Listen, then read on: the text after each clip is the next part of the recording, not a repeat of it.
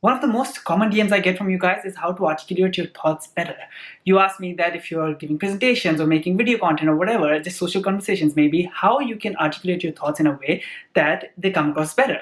And the technique I use is called 20-20-20, which means that if you have 1 minute to speak on a topic, divide it in 20 parts. And if you have more time, of course, proportionally in 3 parts.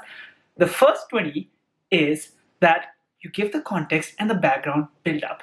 The second 20 is you tell your original thoughts and stories, a solution, whatever. And the last 20 is where you say what happens next or conclusion.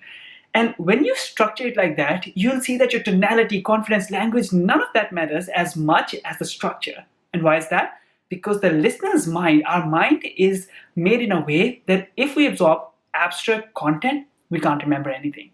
But if we absorb something in a structured manner, we remember it for years. And that's why you'll start receiving messages from people saying, I really remember what you said like 2 years ago. I really like that you're charismatic, whatever, all these things.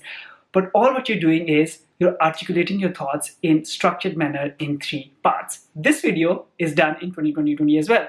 See it again and see if you can notice that.